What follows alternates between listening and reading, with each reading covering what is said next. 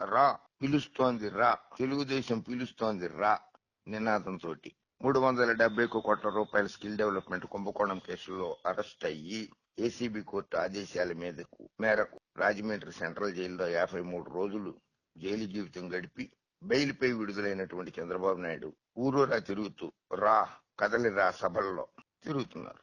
ఎన్టీఆర్ కృష్ణా జిల్లా తిరువూరులో, పశ్చిమ గోదావరి జిల్లా ఆచంటలో ఆదివారం జరిగిన సభల్లో ఆయన మాట్లాడారు. జనసేన కూడా ఆ సభల్లో పాల్గొంది.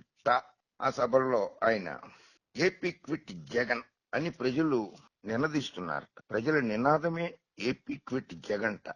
ఏపీ క్విట్ చంద్రబాబు అని 2019లోనే ప్రజలు తీర్పు చెప్పారు. జగన్మోహన్ రెడ్డి గారి వైఎస్ఆర్ కాంగ్రెస్ పార్టీకి 151 సీట్లు కట్టబెట్టి తెలుగుదేశం పార్టీని, చంద్రబాబు నాయుడు గారి నాయకత్వంలో పార్టీని, కుమారుడు లోకేష్ బాబును కూడా ఓడించి 23 సీట్లకే పరిమితం చేశారు. అది జనం నినాదం క్విట్ చంద్రబాబు, క్విట్ చంద్రబాబు. మాట్లాడుతూ దొంగబోట్లు చేర్పించి రౌడీజం చేసి మళ్లీ ఎన్నికల్లో గెలుస్తామని ఆంధ్రప్రదేశ్ సీఎం జగన్మోహన్ రెడ్డి కలలకంటున్నారు. ఆయన ఆటలో యువశక్తి ముందు సాగబోవని తెలుగుదేశం పార్టీ అధినేత చంద్రబాబు హెచ్చరించారు. వైకాపా నాయకులు, ఆ పార్టీ ఎమ్మెల్యేలు ఎక్కడా తిరగలేరని, ఓటడిగే ధైర్యం చేయలేరని బహిరంగ సభలో చంద్రబాబు చెప్పారు. అయ్యా చంద్రబాబు నాయుడు గారు, వైఎస్ఆర్ కాంగ్రెస్ పార్టీ ఎమ్మెల్యేలు గడప గడపకి తిరిగారు. జగన్మోహన్ రెడ్డి గారి పథకం అది, గడప గడపకి వెళ్ళండి మీరని. వైఎస్ఆర్ కాంగ్రెస్ పార్టీ ఎమ్మెల్యేలు సాధికారిక యాత్ర చేస్తున్నారు. మీరు ముఖ్యమంత్రిగా ఉండగా రాష్ట్రాభివృద్ధి నెపంతో ప్రత్యేక అద్దె విమానాల్లో, ప్రజా సొమ్ముతోటి ప్రత్యేక విమానాల్లో, అద్దె విమానాల్లో విదేశాలు తిరిగావు. మోడీ హటావ్ దేశ్ బచావ్ అంటూ, ఎవరు మోడీ హటావ్ దేశ్ బచావ్ అంటే మరి క్విట్ మోడీయే కదా నువ్వు అన్నది.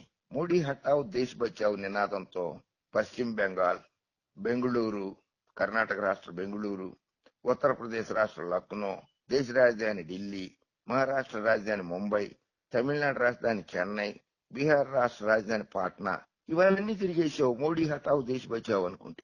ఇప్పుడు జగన్ క్విట్ అనుకుంటూ తిరుగుతున్నావు, క్విట్ జగన్ అనుకుంటూ. మోడీ హటావ్ దేశ్ బచావ్ నినాదం ఇచ్చావు, చంద్రబాబు హటావ్ ఏపీ బచావ్ అన్నారు రాష్ట్ర ప్రజలు. చంద్రబాబు హటావ్ ఏపీ బచావ్ అన్నారు ఆంధ్రప్రదేశ్ ప్రజలు. అలాగే క్విట్ జగన్ అని అంటున్నావు. నీకు రాజకీయాలలో శాశ్వతంగా క్విట్ అయ్యే రోజు ఈ సంవత్సరం 2024లో మరో 3 నెలల్లో 4 నెలల్లో రాబోతోంది. Quit politics Chandrababu, quit politics Chandrababu అని వచ్చేస్తుంది. నువ్వే చెప్పుకున్నావు, ప్రజలెవరో చెప్పకముందు నువ్వే చెప్పుకున్నావు. ఇవే నా ఆఖరి ఎన్నికలు, ఇవే నా ఆఖరి ఎన్నికలు, నన్ను గెలిపించండి, నా కొడుకును గెలిపించండి అని చెప్పి ప్రతి బహిరంగ సభలో చెప్పుకుంటున్నావు. మీ బావుమరిది గారు వియ్యంకుడు గారు అయినటువంటి బాలకృష్ణ గారితో కూడా మోడీ గారిని తిట్టించావు. మార్మార్కే భగాదెంగి అన్నావు. ఆయన బాలకృష్ణ గారు అన్నారు మోడీ గారిని. ఇవన్నీ మోడీ గారు మర్చిపోలేదు, తెలుగు ప్రజలు మర్చిపోలేదు. ఇవన్నీ మార్మార్కే భగాదెంగి అన్నది, సంసారం చేయలేని ప్రధానమంత్రి మోడీ అంటివి, అటువంటి మాటలన్నీ అన్నావు. మళ్ళీ ఒక బహిరంగ సభలో అంటున్నావు ముగ్గురు పిల్లల్ని కనండి అని. కేంద్ర ప్రభుత్వ నినాదం మనం ఇద్దరం మనకిద్దరు, ముగ్గురు పిల్లల్ని కన్నావు. మరి నువ్వెందుకు ఒక్కడనే కన్నావు? లోకేష్ బాబుని ఒక్కడనే ఎందుకు కన్నావు? లోకేష్ బాబు కూడా ఒక్కడనే కన్నాడు దేవాంశిని. ఎందుకు ఒక్కొక్కడనే కన్నారు మీరు? ప్రజలు మాత్రం ముగ్గురిని కని పెంచి వాళ్ళ ఫీజులు, వాళ్ళ ఖర్చులు భరించాలి. నువ్వు మాత్రము, నీ కొడుకు మాత్రం ఒక్కొక్కడనే కన్నారా? ఇది ఎక్కడి సూత్రం అయ్యా? ఏమన్నా న్యాయ సూత్రమా? జనాభా తగ్గిపోతుందా? ఎవరు చెప్పారు జనాభా తగ్గిపోతుందా? జనాభా ఏం తగ్గల. నువ్వు అధికారంలోకి వస్తే జనాభాను తగ్గించేస్తావు. పుష్కరాల పేరుతో 29 మందిని ప్రాణాలు గాలిలో కల్పించావు కదా. అట్లా నువ్వు కనుక మళ్ళీ అధికారంలోకి వస్తే జనాభాని తగ్గిస్తావు, నువ్వు జనాభాని పెంచవు. నువ్వు అధికారంలో లేనప్పుడే కందుకూరు ఘటనలో 8 మందిని, గుంటూరు సభలో 3 ప్రాణాలు గాలిలో కలిసి ఏర్పాట్లు చేసేసావు.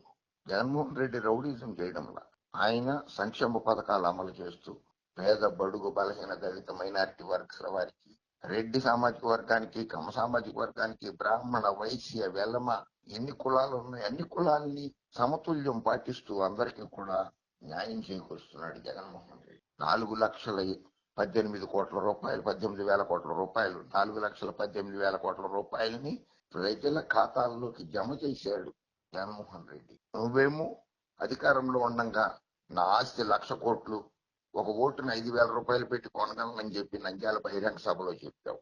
నువ్వేమో జగన్మోహన్ రెడ్డి అరాచక పాలన, రౌడీజం చేస్తాడు, దొంగ ఓట్లు చేర్పిస్తాడని నువ్వేమో అసత్యాలు పలుకుతున్నావు. కుప్పంలో ఎన్ని దొంగ ఓట్లు ఉన్నాయో తెలుసు కదా, నీకే తెలుసు. ఎక్కడెక్కడి నుంచో తమిళనాడు నుంచి తీసుకొచ్చి కూడా చేర్పించేసుకున్నావు నువ్వు. దొంగ ఓట్లు చేర్పించే అలవాటు నీకుంది, ప్రజాసొమ్మును దోచుకుని తినే అలవాటు నీకున్నది. జగన్మోహన్ రెడ్డికి లేదది. ఒకసారి ఆలోచించుకో. ఇంకా మన రాజధాని అమరావతి. 5 ఏళ్ల పాటు రాష్ట్రానికి రాజధాని లేకుండా చేశారు. స్వయంగా ప్రధాని శంకుస్థాపన చేసిన రాజధానిని పక్కన పెట్టి 3 ముక్కలాట ఆడారు. మరో 3 నెలలు ఆగితే దేవతల రాజధాని అమరావతిని మళ్లీ ఏర్పాటు చేసుకుందాం. నువ్వేమన్నా ఎంఏ పాలిటిక్స్ చేసావో, ఎంఏ ఎకనామిక్స్ చేసావో, పిహెచ్డి ఆపేశారు మధ్యలో. 52 ఏళ్ల నుంచి అపరీక్ష రాస్తూనే ఉన్నారులే కానీ అమరావతి రాజధాని అని చెప్పి ఎవరు చెప్పారు నీకు? నువ్వు రాజ్యాంగాన్ని ఉల్లంఘిస్తున్నావు చంద్రబాబు నాయుడు.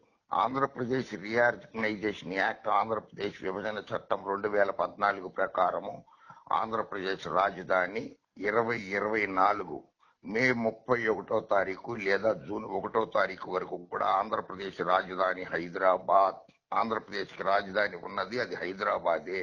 రాజ్యాంగం ప్రకారము పార్లమెంటు ఉభయ సభలు ఆమోదించి రాష్ట్రపతి ఆమోద ముద్ర పడ్డ చట్టం అది. ఆ చట్టానికి వక్ర భాష్యం చెప్తున్నాను, ఆంధ్రప్రదేశ్ కి రాజధాని లేదు అని. ఆంధ్రప్రదేశ్ రాజధాని ఉంది హైదరాబాద్. 10 సంవత్సరాలు నువ్వు ఓటుకు నోటు కేసుల్లో దొంగలాగా దొరికి కట్టుబట్టలతోటి అర్ధరాత్రి కరకట్టక పారిపోయిన వ్యక్తి నువ్వు అమరావతిని డిసైడ్ చేసేసుకుని ఏది 10 సంవత్సరాలు ఇక్కడ రాజధానిగా ఉంటే కూడా నేంతో నువ్వే రాజధాని అని చెప్పి డిక్లేర్ చేసుకున్నావు. సరే, చేసుకున్నావు అమరావతి రాజధాని అని. దాన్ని శాసనసభలో పాస్ చేసి పార్లమెంట్ కి పంపించి, పార్లమెంట్ లో కూడా ఉభయ సభల్లో లోక్సభ రాజ్యసభలో ఆమోదింప చేయించి రాష్ట్రపతి గారికి పంపించి ఆమోద ముద్ర వేయించుకోవచ్చు కదా. మోడీ గారితో 4 ఏళ్లు మంత్రివర్గంలోనే ఉన్నావు కదా, మోడీ గారి ప్రభుత్వం మంత్రివర్గంలో ఉన్నారు కదా మీ తెలుగుదేశం పార్టీ మంత్రులు. అప్పుడు ఆ పని ఎందుకు చేయలేదు? సమాధానం చెప్పు. రాజ్యాంగ సవరణ చేయాల్సి వచ్చేది. రాజధానిని మార్చాలి అంటే రాజ్యాంగ సవరణ చేయాలి. 10 సంవత్సరాలని చెప్పి రాసి ఉన్నది ఏపీ రీఆర్గనైజేషన్ యాక్ట్ 2014లో. మళ్లీ పార్లమెంట్ ఉభయ సభలో ఆమోదించాల్సింది. అంటే ప్రజలకు చట్టం తెలియదు కదా అని చెప్పి ఈ రకంగా అసత్యాలు ప్రచారం చేస్తావా? నువ్వు ప్రచారం చేస్తే ఇదే ప్రచారాన్ని పచ్చ మీడియా కూడా ప్రజల్లోకి తీసుకెళ్తుంది. పచ్చ మీడియా అనకుండా బట్టి నువ్వు ఎన్ని అసత్యాలు ప్రచారం చేసినా ప్రజల్లోకి వెళ్ళగలుగుతున్నాయి. ఇది పశ్చాపత్వం నువ్వు చెప్పింది. ఆంధ్రప్రదేశ్ రాజధాని హైదరాబాద్ 2024 మే 31 ఆరు జూన్ 1వ తారీఖు వరకు కూడా రాజధాని హైదరాబాద్ మాత్రమే. కాదని చెప్పి రాజ్యాంగం చదివి మరీ చెప్పు రాష్ట్ర ప్రజలకి. ఇటువంటి అసత్య ప్రచారాలు చేసుకుంటూ జగన్ రౌడీజం చేస్తున్నారు. జగన్ రౌడీజం చేశాడో, నువ్వు అధికారంలో ఉన్నప్పుడు రౌడీజం చేశావో రాష్ట్ర ప్రజలకు తెలుసు. అందుకనే ఆయన పాదయాత్ర చేసుకుంటూ వెళ్ళాడు. నువ్వు ఎక్కడ పడితే అక్కడ నొక్కేసావు ప్రజల సొమ్ముని. Skill development case, Amaravati Narra రంగు రోడ్డు కేసు, మద్యం కేసు, ఇసుక కేసు, ఫైబర్ నెట్ కేసు, ఇవన్నీ ఊరికినే వచ్చినాయా? ఎన్ని కోట్ల రూపాయలు దుర్వినియోగపరిచావో, ఎన్ని కోట్ల రూపాయలు సంపాదించావో రాష్ట్ర ప్రజలకు తెలియదా? అన్నీ తెలుసు. వెయిట్ చెయ్యి. నువ్వెందుకు అభ్యర్థులను ప్రకటించట్లేదు? జగన్మోహన్ రెడ్డి గారు అభ్యర్థులను ప్రకటిస్తూ వస్తున్నాడు. ఆయన అభ్యర్థులను ప్రకటిస్తే నువ్వు విమర్శిస్తావు. ఆయన పార్టీ ఆయన ఇష్టం. ఆయన అభ్యర్థులను ప్రకటిస్తే నువ్వు విమర్శిస్తావేంటి? నువ్వు అభ్యర్థులను ప్రకటించు. నీ పార్టీలో అసమ్మతి ఉందో లేదో తెలుసుకో ముందు. నీ పార్టీ విషయం చక్కదిద్దుకో first. Okay? AP quit Jagan కాదు, ఏపీ క్విట్ చంద్రబాబు. రాజకీయాల నుంచి నీ అంతటా నువ్వే శాశ్వతంగా తప్పుకోబోతున్నావు 2024 సంవత్సరంలో. తెలుగుదేశం పార్టీ అధికారంలోకి వచ్చేది కల్లా. అది రాసి పెట్టుకో చంద్రబాబు నాయుడు గారు. జై హింద్.